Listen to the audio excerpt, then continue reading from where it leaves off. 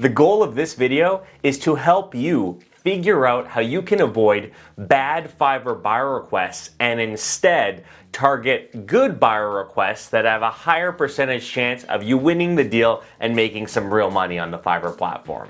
This is the first video in a new series I'm doing where I deconstruct Fiverr buyer requests. The idea is that I'll go through each buyer request line by line to point out any potential red flags or landmines that you might want to avoid, and also provide tips on how I would respond to these requests if I wanted to win them.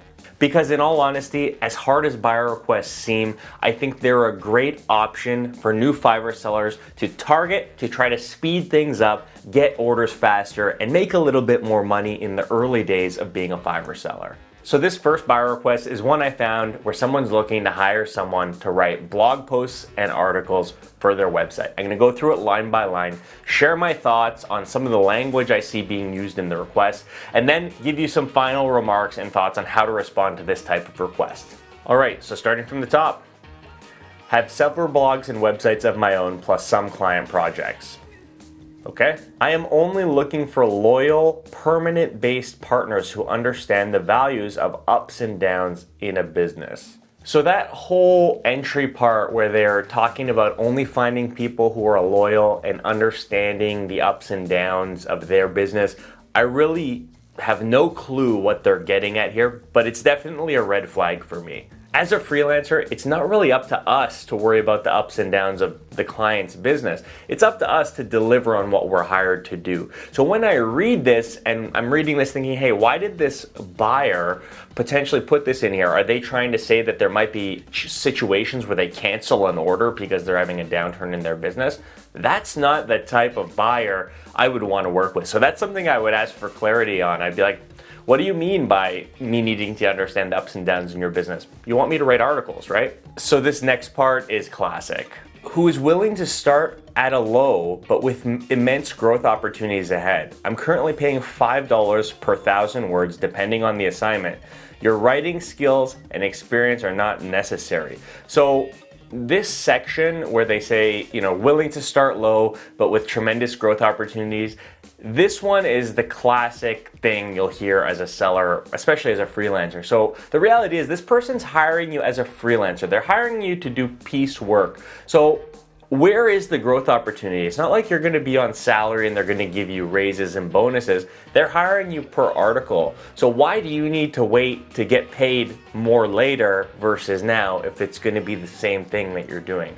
That's confusing to me. It's also kind of a little bit of BS. I hear this a lot, and this is a strategy that a lot of buyers use to get work done for cheap. The reality is they're gonna hire you, and when you ask for that raise or when you ask to raise their prices, a lot of the buyers who start the relationship asking for a discount like this, they're not gonna do it, and they're gonna find someone else. So that alone might be a reason that I wouldn't respond to this request. Also, just quickly commenting on the price as well, $5 per 1,000 words is extremely low. And I know I do mention that starting at a low rate is something you can do in the early days to win orders. However, if that's their rate and that's the rate they're gonna pay for the duration of your relationship, I probably wouldn't take this on, even if I was a new seller. So if you bid on this and you start a conversation with this buyer, I would maybe try to clarify, hey, listen, I'll do this first order as a courtesy, as a test run at $5 per 1,000 words,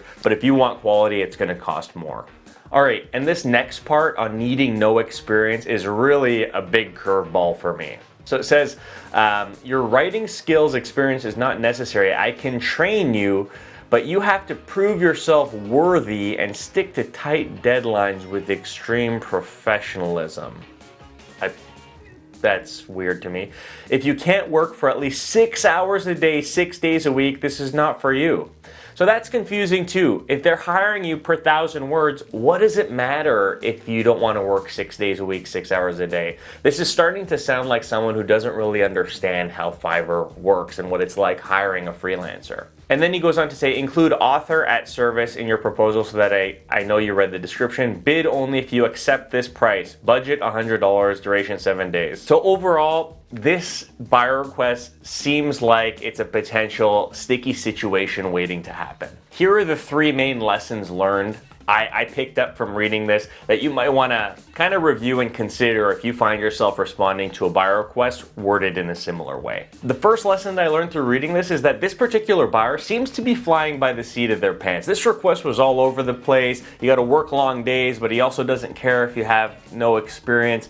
It just doesn't seem like a stable person or business to work with. They seem new to the whole freelancing thing, and that's probably someone I'd want to avoid unless I was willing to put in the work to kind of reframe their expectations and make sure we're on the same page. The second lesson learned, and this is probably the most important with this particular buyer request, is a lot of language they use implies to me at least that this particular individual wouldn't really respect the freelancer they're working for.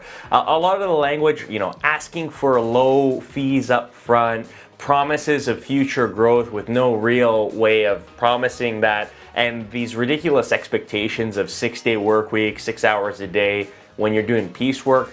This to me points towards this person is hiring you. You are a commodity. You are a person who is intended to pump out words. This doesn't seem like it would be a good mutual two-way working relationship. That would be a deal breaker for me.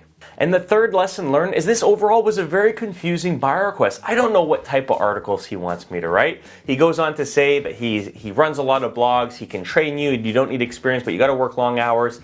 Overall, it seemed pretty confusing. I wouldn't know what I'm responding to if I responded to this, because as a copywriter, I have areas that I specialize in and areas that I don't. So I probably need a lot more information from this person and to drive us to a point where we're on the same page before I considered taking on a project like this.